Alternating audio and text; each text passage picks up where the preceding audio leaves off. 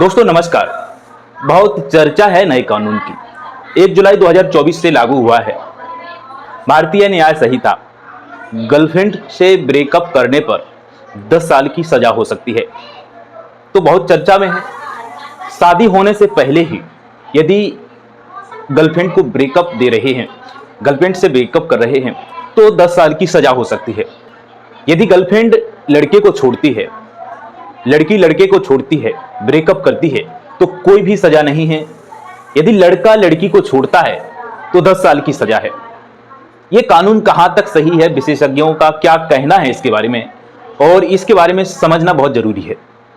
यदि आप किसी के साथ रिलेशन में हैं और रिलेशन में है तो उससे शादी करने का झांसा देकर शारीरिक संबंध बनाते हैं, फिजिकल एक्टिविटी करते हैं, इसके बाद उससे शादी नहीं करते हैं, तो 10 साल की सजा हो जाएगी। ये भारतीय न्याय संहिता का सेक्शन 69 है, 69 है। और 69 जो जोड़ा गया है, 69 धारा जिसको जोड़ा गया है भारतीय न्याय संहिता में, यही चर्चा में है। इसके बारे में इस वीडियो के माध्यम से बात करेंगे और जानेंगे।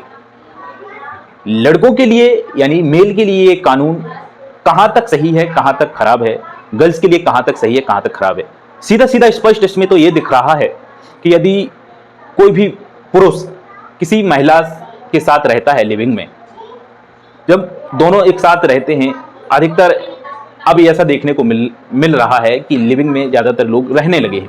यदि लिविंग में रहते इसलिए हैं कि एक दूसरे को जान पाएं, पहचान पाएं, और इसके बीच में जो फिजिकल एक्टिविटी हुई दोनों के बीच में, अब इसमें ये नहीं कि इच्छा तो इसमें दोनों की होगी फिजिकल एक्टिविटी करते समय, और फिर भी लड़की छोड़कर चली जाती है, तो लड़की के लिए कोई भी ऐसा सेक्शन नहीं है कि उसको 10 साल की सजा हो, 5 साल की सजा हो, 2 साल की सजा हो। जबकि दोनों के इच्छा से उनका फिजिकल एक्टिविटी हुई है, यदि लड़का छोड़कर जाता है तो उसके लिए 10 साल की सजा है। पहले इंडियन पैनल कोड आईपीसी 1860 जो अंग्रेजों के ज़माने में लाया गया, इसी को बदलकर 2023 में भारतीय न्याय संहिता किया गया और 1 जुलाई 2024 से इसी को लागू कर दिया गया। ये नया कानून 2024 का जो 1 जुलाई से लागू हुआ है, उसमें सेक्शन 69 को जोड़ा गया है। कानून 3 प्रकार के हैं, सीआरपीसी 1973 और इंडियन एविडेंस एक्ट 1872। सबके अलग अलग रूल हैं। अब जब बात करते हैं क्रिमिनल लॉस की, आपराधिक कानूनों की, तो आपराधिक जो कानून है सभी के लिए समान होना चाहिए, सभी के लिए समान। तो यहाँ पर सभी के लिए समान की जब बात होती है तो कहीं ना कहीं इसमें एक प्रकार से समानता तो देखने को नहीं मिल रही है। ये बात अलग है कि महिलाओं के साथ ज़्यादातर धोखाधड़ी होती है, लेकिन इस कानून को लाने से, सेक्शन 69 को जोड़ने से, इंडियन पैनल कोड है जो यानी भारतीय न्याय संहिता में 69 सेक्शन को जोड़ने से जो बोला गया है कि महिलाओं के साथ धोखाधड़ी होती है, उसको ध्यान में रखते हुए इसको लाया गया है। लेकिन इसको लाने से जो न्याय मिलने की अपेक्षा सबसे ज़्यादा अपराध बढ़ सकते हैं, झूठे मामले बढ़ सकते हैं।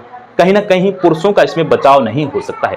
कई ऐसे व्यक्ति हैं जो इसमें सही होने के बावजूद भी इस कानून के दायरे में आ सकते हैं और उनको कई प्रकार की जो यातनाएं हैं, जो उनका शोषण हो सकता है, जो 10 साल की सजा है, कैसे इससे बाहर अपने आप को कैसे साबित करे कि इससे बाहर निकले, कैसे प्रूव करे।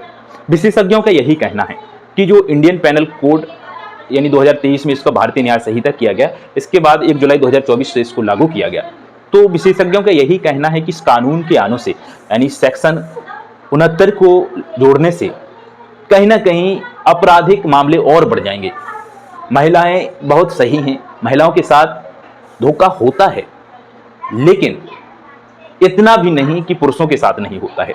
जब पुरुषों के साथ भी होता है तो विशेषज्ञों ने यही बोला है कि इस कानून को लाने से अपराध बढ़ जाएंगे, कि दोनों की इच्छाएं हैं शारीरिक संबंध बनाते समय, और रेयर केस में लड़का लड़कियों को छोड़ दे तो लड़के को 10 साल की सजा है। यदि लड़की लड़के को छोड़ दे तो कोई भी सजा नहीं है। ये मामला सुप्रीम कोर्ट में जाएगा, ये इस पे विचार भी किया जाएगा। कहीं न कहीं ऐसे कई ऐसे कानून आए, उनमें विचार भी किया गया, बदलाव भी किया गया, तो इसमें भी बदलाव होना चाहिए और विशेषज्ञों का यही कहना है। तो ये है सेक्शन 69 जो बहुत चर्चा में है, भारतीय न्याय संहिता का सेक्शन 69 जो कि पुरुषों के साथ कहीं ना कहीं असमानता पैदा करता है। हर एक धर्म का शादी करने का रीति रिवाज अलग होता है, उसको सिविल मैटर्स में रखा जाता है, दीवानी मामले में रखा जाता है। हिंदुओं का अलग होता है शादी करने का तरीका, रूल अलग होते हैं, मुस्लिम का अलग होता है, सिखों का अलग होता है, ईसाइयों का अलग होता है। तो इस प्रकार से तलाक का भी अलग अलग होता है, सभी का अलग अलग धर्म का होता है। वो सिविल मैटर्स होते हैं, दीवानी मामले होते हैं। लेकिन क्रिमिनल लॉस जो हैं उसमें समान कानून होंगे, चाहे महिलाओं के लिए हों चाहे पुरुषों के लिए हों। इसमें किसी भी प्रकार का भेदभाव नहीं होना चाहिए। यही सेक्शन 69 में देखने को मिल रहा है। तो अपराध अधिकतर बढ़ जाएंगे, इसका गलत फायदा लेंगे, मिसयूज हो सकता है इस सेक्शन का 69 का। तो दोस्तों ये था बीएनएस यानी भारतीय न्याय संहिता, जिसको 1860 में लाया गया इंडियन पेनल कोड को। अंग्रेजों के ज़माने में, अंग्रेजों के समय में जब इसमें सेक्शन 69 नहीं था, सेक्शन 69 को अभी जोड़ा गया है और इस मामले को भी अभी जोड़ा गया है, गंभीरता से भी जोड़ा गया है और बहुत विचार विमर्श करके जोड़ा गया कि महिलाओं के साथ कहीं ना कहीं अपराध बढ़ रहे हैं और इसको देखते हुए इसको जोड़ा गया। लेकिन पुरुषों को भी ध्यान में रखना चाहिए था। ये है मैटर पूरा। इसी का नाम, आईपीसी का नाम बदल करके बीएनएस किया गया है, भारतीय न्याय संहिता। तो दोस्तों ये था आज का मुद्दा। आज जो बीएनएस जो 1 जुलाई 2024 से लागू हुआ, इसमें सेक्शन 69 बहुत चर्चा में है। कारण यही था कि महिलाओं के साथ और पुरुषों के साथ किस प्रकार के जो कानून के द्वारा भेदभाव और कानून के द्वारा जो सजा सुनाने का प्रावधान है, कितना इसमें अंतर देखने को मिला है। दोस्तों हमारी मुलाकात अगले वीडियो में एक नए टॉपिक के साथ होगी, तब तक के लिए नमस्कार।